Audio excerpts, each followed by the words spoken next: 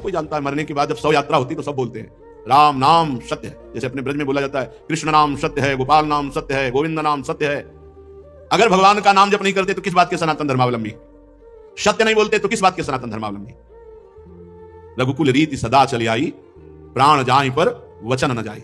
एक बार कह दिया तो प्राण चले जाए पर अपने वचन नहीं झूठे होने देते थे। और यहाँ सुबह वचन देते हैं, शाम के भूल जाते हैं। सुबह कसम खाते हैं, शाम के तोड़। और हमें गर्व से कहते हैं हम सनातन धर्मावलंबी। हमारे सनातन धर्म के 30 लक्षण हैं। अगर ये लक्षण नहीं है तो आप कैसे कह सकते हो? पहला ही लक्षण है सत्य। सत्य है भगवान नारायण हरि राम कृष्ण। सत्य नारायण सच्चिदानंद रूपाय विश्वोत्पत्त्यादि हेतवे तापत्रय विनाशाय श्री कृष्णाय वयं नमः। जब भगवान कंस कारागार में प्रकट हो रहे हैं तो समस्त देवता करके जब स्तुति करते हैं तो पहला ही श्लोक है सत्यव्रतम त्रिसत्यम। त्रिकाल में जो सत्य है वो भगवान सत्य। नाम जप नहीं करते, सत्य नहीं बोलते, सत्मार्ग पर नहीं चलते, किस बात के सनातन धर्मावलंबी? सत्य को समझो। दूसरा दया। ये हमारे सनातन धर्म के 30 लक्षण है। दया, सब पर दया। दया करने की सामर्थ्य उसी के हृदय में आएगी जो दया का उल्टा क्या है? याद। जिसे याद है कि मैं कौन हूं, मेरा कर्तव्य क्या है, मैं सनातन धर्मावलंबी हूं, मेरा कर्तव्य है सब पर दया करना और सदैव भगवान की याद में रहना और सत्य बोलना, सत्य आचरण करना। दो ये हुए। तीसरा है तपस्या। सनातन धर्म का लक्षण तपस्या किसे कहते हैं? जो अपने धर्म में चलने पर कष्ट प्राप्त होता है उसे आनंद पूर्वक सहा जाए, उसे तपस्या कहते हैं। जो भी अपने धर्म पर चलने पर कष्ट मिले, काम आदि जलाते हैं, क्रोध आदि जलाते हैं, बहुत प्रकार के ताप हैं। जैसे अब प्रातःकालीन वेला पर उठ करके स्नान करके अपनी दिनचर्या पे आना बड़ा कठिन है। 8 बजे तक खूब सोना, तो कहां 8 बजे तक सोना और कहां 2 बजे रात्रि के जग करके अपनी दिनचर्या करना। तो अपने धर्म के पालन में जो हमें कष्ट मिलता है उसे तपस्या कहते हैं। हमारे सनातन धर्म का तीसरा लक्षण है तप, तपस्या। चौथा है शौच। शौच माने पवित्रता, शरीर की बाहरी पवित्रता और हृदय की आंतरिक पवित्रता। ये सनातन धर्म है। खड़े खड़े लघु शंका करते हैं, पूरे कपड़े में छिट्टी पड़ती है, अपवित्र। शौचालय की सीट पर बैठकर लघु शंका करते हैं, उठे चल दिए, अपवित्र। शौच हुए, वैसे हाथ धो लिया, चल दिए। नहीं, बाहरी और भीतरी दोनों पवित्रता होनी चाहिए। लघु शंका ऐसे स्थान पर करो जहां लौट कर तुम्हारे ऊपर छिट्टी न पड़े। हाथ धोइए, पैर धोइए, आचमन कीजिए। शौच उतने ही कपड़ा पहनकर होइए जितने प्रक्षालन हो सको। और साबुन मात्र से पवित्रता नहीं मानी जाती। साबुन से एक बार हाथ धो लो तो एक बार रज से जरूर हाथ धो। थोड़ी रज ले लो। मान लो आजकल बड़ी आधुनिकता है कि नालियां जाम हो जाएंगी, तो थोड़ी रज ले लो। और रज का स्पर्श ही पवित्र करता है। जल, मिट्टी, रज आदि से बाहरी पवित्रता। और छल कपट, गंदी बातें सोचना, गंदी बातों के संकल्प बनाना, ये सब अंदर की अपवित्रता है। इसका त्याग कर दे। छल कपट, गंदी बातों का चिंतन, गंदी बातों का संकल्प त्याग करने से आंतरिक पवित्रता होती है। और बाह्य और आंतरिक दोनों पवित्रता पूर्ण रूप से सुरक्षित रहेगी यदि धर्म का पहला लक्षण सत्य। सत्य है हरि, सत्य है हरि नाम। यदि नाम चल रहा है तो भीतर और बाहर दोनों से पवित्र रहोगे। सवाय अभ्यंतर शुचि, वाय अभ्यंतर शुचि। जो नाम जापक है उस अंदर और बाहर दोनों से पवित्र रहता है। जब तक पवित्र नहीं रहोगे तब तक आप उच्च कोटि के विचार वाले नहीं बनोगे। पक्की बात समझना। जितना पवित्र होगे उतने ही आपको दैवी संपदा के विचार आएंगे, उतने दिव्य महापुरुष आपसे मिलने आएंगे अव्यक्त रूप से। अब आप समझो, ये बात हम कह रहे हैं, इसमें कितने % लोग बच रहे हैं? पवित्रता बहुत जरूरी है। पवित्रता, ये जो आज के लोग हैं ना, बोले मन पवित्र होना चाहिए। सर बाहरी सब क्या है? तो दिखावा है। तो मन कैसे पवित्र होगा? बाहरी तो तुम्हारा मन पवित्र हुआ है भोगों में, शरीर में, संसार में। तो यहीं से पवित्रता शुरू होगी, तब तुम्हारा मन पवित्र होगा। बाहर से पवित्र होते होते अंदर पवित्र हो जाओगे। बाहर अपवित्र है तो। हमारा सनातन धर्म का लक्षण चौथा है पवित्रता। पहला सत्य, फिर दया, फिर तपस्या, फिर पवित्रता। 30 लक्षण है। ये सनातन धर्म है, इसको समझो। पवित्रता बड़ा कठिन है। पवित्र रहना, आप देखो, बड़ा कठिन है पवित्र रहना। पवित्रता अत्यंत अनिवार्य है सब साधक के ध्यान। पवित्रता, अगर पवित्रता नहीं तो आपका विचार उत्तम नहीं हो सकते। आप महापुरुषों का जो चिंतन शैली है वहां नहीं पहुंच सकते। कल एक आए थे भगत जी एकांतिक में, उन्होंने कहा आपने सत्संग में और एकांतिक में कहा कि मन की पीएचडी की है, तो हम भी मन की पीएचडी कर रहे हैं। तो हम आपसे बात करना चाहते हैं। हमारा मन, आपका मन, क्योंकि आपने भी पीएचडी की, हमने भी की। तुमको आप पढ़ के की? बोले हाँ। तुमको हम पढ़े थोड़ी पीएचडी। हमारा तो विनोद में कहा था, हम तो मन को पढ़ा है, हमने मन को पढ़ा है। आप मन के विषय में पढ़ा होगा, हमने मन को पढ़ा है। बोले तो हमारा और मन आपका समान हुआ। तुम्हारे मन को देखने की हमारी रुचि नहीं है और हमारे मन में पहुंचने की तुम्हारी सामर्थ्य नहीं है। तुम्हारे मन को देखने की हमारी रुचि नहीं है क्योंकि मन की रुचि जानी नहीं विधि अनुसार है। और तुम्हारा मन हमारे मन तक पहुंच जाए इतनी सामर्थ्य नहीं। आ जाएगी, मानो देह है, हरिवंश शरणागत हो, किसी सहचरी की कृपा हो जाए तो भले नहीं, ऐसे अनुमान से थोड़ी जान सकते हो। तितिक्षा, 5वां है सहनशीलता। तितिक्षा ये सनातन धर्म है। देखो महाराज शिवी ने कबूतर की रक्षा के लिए अपने देह के मांस को काट के दिया। तितिक्षा, दूसरों के हित के लिए, दूसरों के मंगल के लिए भीषण से भीषण कष्ट सह जाना, भारी से भारी कष्ट धर्म के लिए सह जाना। श्री गुरु गोविंद सिंह के दोनों लाडले राजकुमार प्राण प्रिय दीवार में चुनाए जा रहे हैं, लेकिन धर्म के आगे ना उनके हृदय में शोक है, ना उनके हृदय में मोह है। धर्म के लिए बलिदान। तितिक्षा, हर कष्ट को सहकर अपने धर्म का पालन करना, धर्म का त्याग नहीं करना। धर्म भगवान का साक्षात स्वरूप है। अगर आप धर्म के लिए कष्ट सहेंगे तो फिर कष्ट रह ही नहीं जाएंगे, अद्भुत आनंद आएगा। तितिक्षा, हर कदम धर्मात्मा पुरुष के सामने कष्ट रूपी कांटे बिछाए जाते हैं, और जब उन पर वो चलता है तो हर कांटा उसके लिए फूल के समान हो जाता है। पर इतनी हिम्मत होनी चाहिए कि धर्म रूपी मार्ग में चलने पर ये शूल फूल बन जाएंगे, पर पहले शूल। इसीलिए धर्म पर चलना बड़ा कठिन होता है। तितिक्षा, सहनशीलता, हर परिस्थिति में सहनशीलता, और उचित अनुचित का विचार। छठवां है ये विवेक। सनातन धर्म का छठा लक्षण विवेक, सत असत का विचार, उचित अनुचित का विचार। उचित क्या है, अनुचित क्या है, सत्य क्या है, असत्य क्या है, इसका विचार ये विवेक से होता है। ये विवेक कहां मिलता है? बुद्धि तो सबके हो सकती है, पर विवेक नहीं। विवेक सत्संगियों को मिलता है। बिनु सत्संग विवेक न होई, बिना सत्संग के विवेक हो ही नहीं सकता, और सत्संग बिना भगवान की कृपा के नहीं मिलता। बिनु सत्संग विवेक न होई, राम कृपा बिनु सुलभ न सोई, राम कृपा बिनु सुलभ न सोई। उचित अनुचित का विचार। सातवां, मन का अधीन करना। यह है सनातन धर्म, मन का अधीन करना, संयम में लेना। जो मन चाहे वो थोड़ी नहीं, जो धर्म कह रहा है उसके अनुसार मन को चलाना, ये मन का संयम करना बड़ा कठिन है। मन का संयम करना, बातें बना लेना, अधिक बात, बड़े बड़े ज्ञान की बातें आके जब करते हैं, फिर जब मन के संयम की बात करते हैं, ईमानदारी से वृंदावन में बैठे हो, सत्य बताओ, तो फिर चुप करते। ज्ञान तभी सार्थक है जब संयतेंद्रिय, श्रद्धावान लभते ज्ञानम तत्परा संयतेंद्रिय। जो तुमने ज्ञान जाना तत्परा उसके परायण हो और अपनी इंद्रिय मन को संयम में लो, तब तो तुम्हारा ज्ञान सार्थक, नहीं तो बकवास है, ज्ञान थोड़ी है।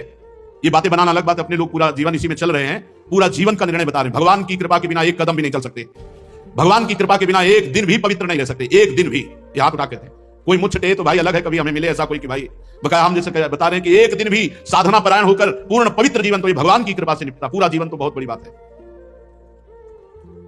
मन का संयम और फिर इंद्रियों का संयम। फिर अगला है अहिंसा। मन से, वचन से, शरीर से किसी की भी हिंसा ना करना, यह सनातन धर्म है। अहिंसा। वाणी से ऐसे कठोर शब्द मत बोलो किसी का दिल दुख जाए। आपको बोला हो तो उसका स्वभाव है, आप सनातन धर्मावलंबी, आप ऐसा ना बोले।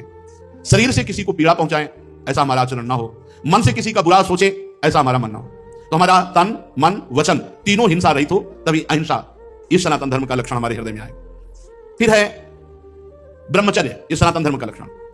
सत्य, दया, तपस्या, शौच, तितिक्षा, उचित अनुचित का विचार, मन का संयम, इंद्रियों का संयम, और नवा अहिंसा, और 10वां ब्रह्मचर्य। ये ब्रह्मचर्य सबके लिए है, बहुत घातक है भोगों का आकर्षण। ब्रह्मचर्य के बिना पूरा का पूरा जीवन खोखला हो जाता है। मन से, वचन से और शरीर से, तीनों से ब्रह्मचर्य होता है। मन का ब्रह्मचर्य, विषयों का चिंतन ना करना, यहीं से नाश प्रारंभ होता है, पतन यहीं से होता है। ध्यायतो विषयान पुंसान संगास देशूपजायते, संगात संजायते कामः, कामः क्रोधो विजायते, क्रोधात् भवति सम्मोहा, सम्मोहात् स्मृति विभ्रमा, स्मृति भ्रंशात् बुद्धिनाशो, बुद्धिनाशात् प्रणश्यति। सबसे पहला पतन जो होता है वो विषयों का चिंतन होता है। ध्यायतो विषयान पुंसान, जब हम भोगों का चिंतन करते हैं तो हमें भोगों की आसक्ति प्रकट होती है, फिर संग करने का मन होता है। संगास देशूपजायते, जब हम विषयों का चिंतन करते हैं तो विषयों का संग करने का, विषय भोगने की इच्छा प्रकट होती है। जहां विषय भोगने की इच्छा प्रकट हुई, काम राज्य हृदय में छा गया। संगात संजायते कामा, और कामना जब बढ़ी तो सब मूढ़ता छा जाती है, स्मृति नष्ट हो जाती है। हम कौन है, हमारा क्या कर्तव्य, हम क्या कर रहे हैं, सच्ची मानिए बहुत निकृष्ट काम। वचन से हमें कभी भोगों की बातें नहीं करनी, और शरीर से हमें कभी भोग क्रिया नहीं करनी। अधर्मयुक्त क्रिया का त्याग, धर्मयुक्त क्रिया की स्वीकृति, ये गृहस्थ धर्म और संपूर्णतया विरक्त धर्म। जो ब्रह्मचर्य रहता है उसे शरीर बल, मनोबल, बुद्धि बल, वचन बल, ये सब जागृत हो जाते हैं। वचन बल जो बोला वही लागू हो गया, जबरदस्ती आपको मानना पड़ेगा। और मनोबल जो संकल्प किया अंदर, वही बाहर क्रिया प्रारंभ हो गई, वही दिखाई देने लगा। देह बल, रात दिन मेहनत करो फिर भी थकान नहीं। आप कुछ समय तक व्यवहार करके देखिए ब्रह्मचर्य का, फिर आपको खुद पता चलेगा कि कितना आनंद प्रदान करता है ब्रह्मचर्य। ब्रह्मचारी को विषय भोग जहर है ऐसा मानना चाहिए। जैसे कितनी भी सुंदर खीर हो और कोई हमारे कान में आकर विश्वसनीय कह दे कि इसमें जहर पड़ा है, तो हम बिल्कुल नहीं खाएंगे। हमारे शास्त्र कह रहे हैं, महर्षि जन कह रहे हैं कि ये विषय भोग जहर है, महान विषय है, ये पूरे जीवन को नष्ट कर देता है। तो ये जब ज्ञान हो तो उसका फल है विरति। जब हमें ज्ञान हो गया तो उससे हमें वैराग्य होना चाहिए, पर नहीं, ये ज्ञान तो है कि भोगों में सुख नहीं है, भोग दुख रूप है, भोग जहर के समान है। कैसा ज्ञान है? वाचिक ज्ञान, उपदेश देने के लिए। लेकिन जब भोग सामने आते हैं तब ये ज्ञान काम नहीं करता। यदि उपासक भोगों से भयभीत हो जाए तो बच जाए, बहादुरी नहीं, भागना पड़ेगा इसमें। एक बार पूज्यपाद सिउड़िया बाबा जी ने स्वप्न देखा। स्वप्न में भी कितने सावधान हैं। भिक्षाम देहि, एक घर में आवाज लगाई, नारायण नारायण। तो एक माई निकली सुंदर अप्सरा, हीरे जवाहरात से रत्नों से भरी हुई थाल, आवाज एक घर में लगाई, सैकड़ों घरों से निकल आई और सब एक से एक सुंदर, और चारों तरफ से घेर लिया और मुस्कुराना हाव भाव प्रकट करना। बाबा भागे और बहुत जोर के भागे और कई किलोमीटर तक भागते रहे। फिर पीछे मुड़ के जब देखा कि कोई नहीं दिखाई दे रहा, तब खड़े होकर सांस ली। जब सांस ले रहे थे तो आंख खुल गई, आंख खुल गई तो नारायण नारायण नारायण। अच्छा हुआ कि स्वप्न में भी भागे, भागने से ही बचोगे, यहां जीतने के चक्कर में मत पड़ना, बहुत धोखा है, ये मन बहुत धोखेबाज है। यदि कोई विषय से ऐसा भय रखे जैसे सांप, बिच्छू या सिंह, कोई सांप आके गले लगना चाहे तो आप क्या करोगे? भागोगे ना। और बाघ देख लो, सिंह देख लो, भागोगे ना। ऐसे ही विषय भोग की इच्छा वाले कोई शरीर तुम्हारे नजदीक आ रहा है और तुम्हें भय नहीं लग रहा है, इसका मतलब है मरना चाहते हो, भ्रष्ट होना चाहते हो, नष्ट होना चाहते हो। सिंह आ रहा तुम्हें भागना नहीं सिखाई दिया, सांप दौड़ रहा तुम्हारी तो भागना नहीं सिखाई दिया। ऐसे ही भोग तुम्हारी तरफ आ रहा है, तुम भागे नहीं, मरना चाहते हो, मरोगे तुम। को मदांधो मदना तुर हुआ, भगवान शंकराचार्य जी से पूछा, को अंधों में बड़ा अंधा कौन है? बोले जिसको काम सता जाए, जो काम से युक्त हो गया, काम से व्याकुल हो गया, वो सबसे बड़ा अंधा है, वो कुछ नहीं समझ पाएगा।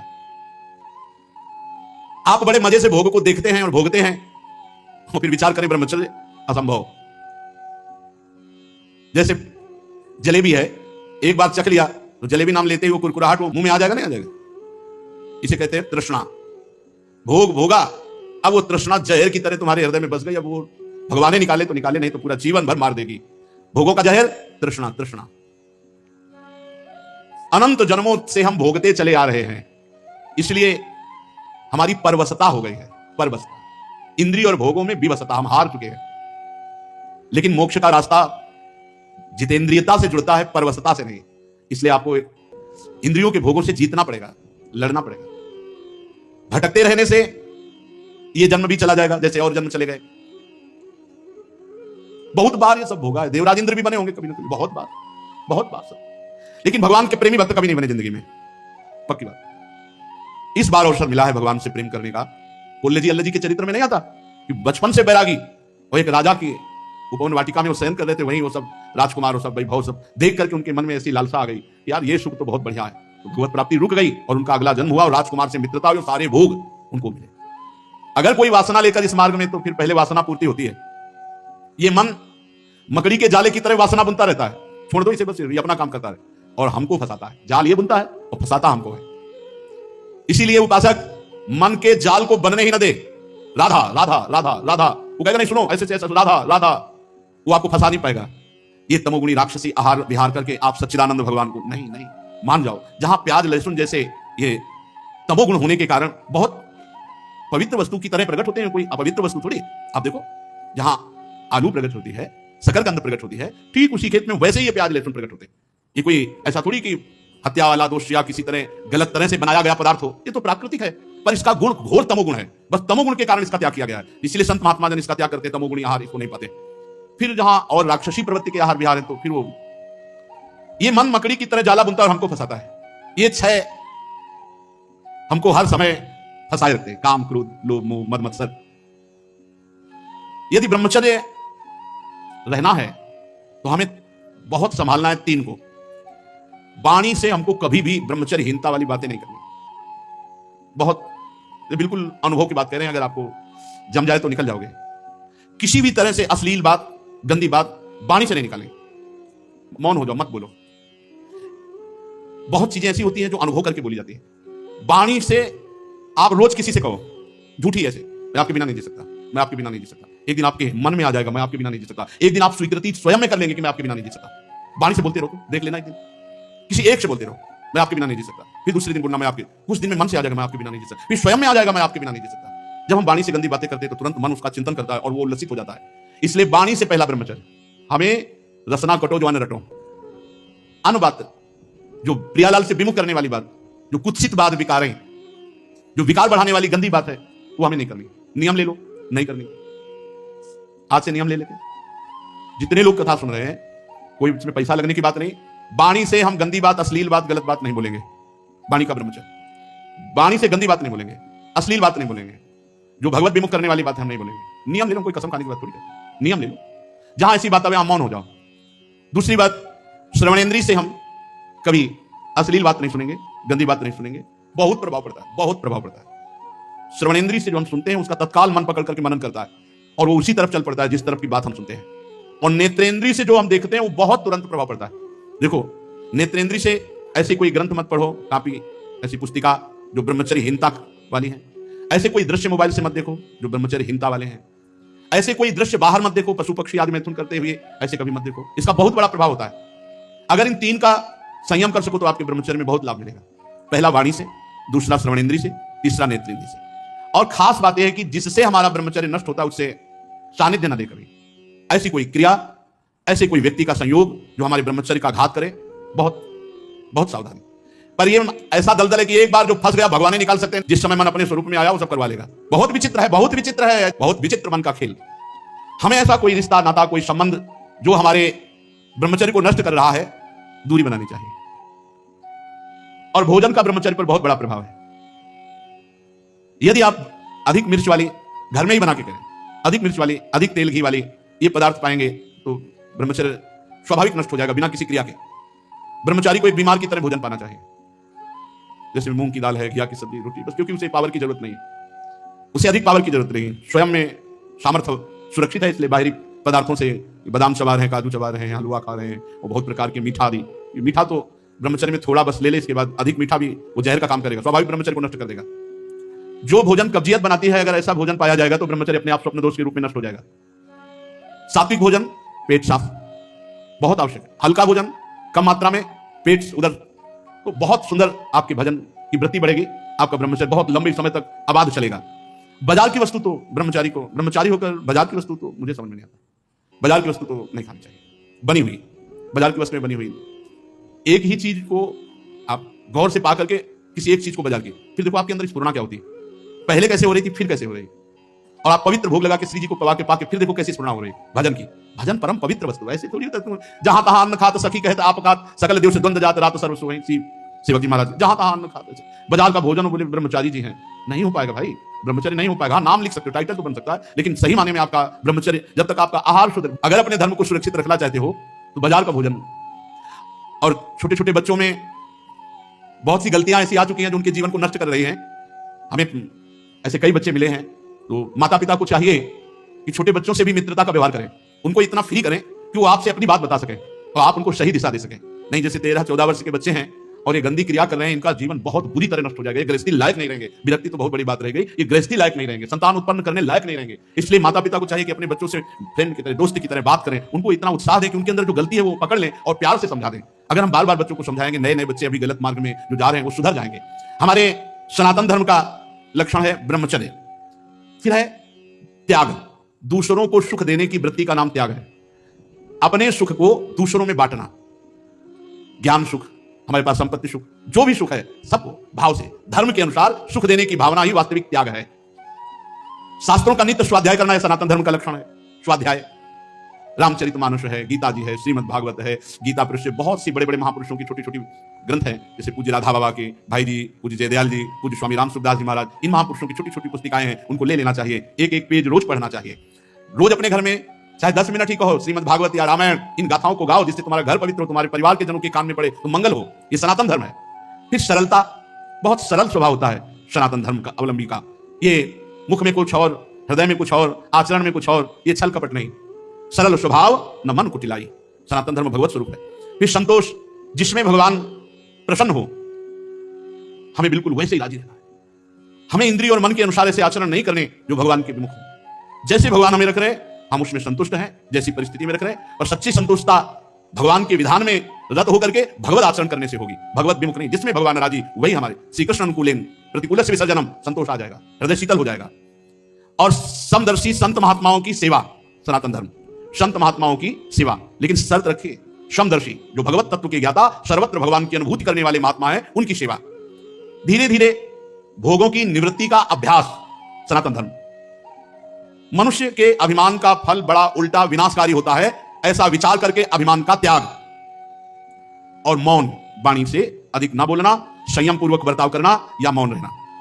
भगवत चिंतन देख लो, ये सनातन धर्म के 30 लक्षणों में हर समय भगवत चिंतन परायण, नहीं तो सनातन धर्मावलंबी नहीं माने जाओगे। प्राणियों को उत्तम उत्तम भोजन पदार्थ बांट करके खाना। अगर घर में भी अच्छा पदार्थ बने तो सबसे पहले बूढ़ों को, रोगी, बच्चे, फिर अगर नौकर चाकर है तो उनको भी दे। ये बात ध्यान रखना, अगर कोई नौकर देख रहा है आप अच्छे पदार्थ पा रहे हो, आपने उसको नहीं दिया, यह अपराध है आपका, आपके लिए वो हानिकारक हो जाएगा। पहले हम इतना ही दे दें, एक दोने में थोड़ा अच्छा पदार्थ ले जाओ, पाओ जाकर के, और फिर आप कोई ऐसा ना हो कि आप अच्छे पदार्थ पा रहे हो, उसका हृदय देख करके ललचा गया, तो उसके हृदय में भी भगवान विराजमान है, वो भोजन तुम्हारे लिए हानिकारक हो जाएगा। अच्छे अच्छे पदार्थ दूसरों को बांट करके, पवा करके पाना।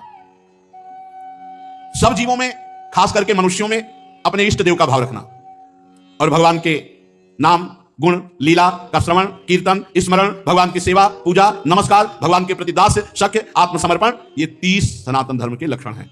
सत्य, दया, तपस्या, शौच, तितिक्षा, उचित अनुचित का विचार, मन का संयम, इंद्रियों का संयम, अहिंसा, ब्रह्मचर्य, त्याग, स्वाध्याय, सरलता, संतोष, समदर्शी महात्माओं की सेवा, धीरे धीरे सांसारिक भोगों की चेष्टा से निवृत्ति, मनुष्य के अभिमानपूर्ण प्रयत्नों का फल उल्टा ही होता है, विनाशकारी ऐसा विचार, मौन और भगवत चिंतन, प्राणियों को अन्न आदि पदार्थों का विभाजन करके पाना, और विशेष करके संपूर्ण चराचर जगत में मनुष्यों में इष्ट देव का भाव रखना, सब जीवों में रखना, पर विशेष करके मनुष्यों में, और भगवान जो परम करुणामय है उनके नाम, गुण, लीला आदि का श्रवण, कीर्तन, स्मरण, सेवा, पूजा, नमस्कार, दास्य, शक्य, आत्मसमर्पण, ये 30 सनातन धर्म के लक्षण है। जो मानव इनका पालन करता है वो सीधे भगवान को प्राप्त हो जाता है। ये धर्म है हमारा, ये हमारा सनातन धर्म है।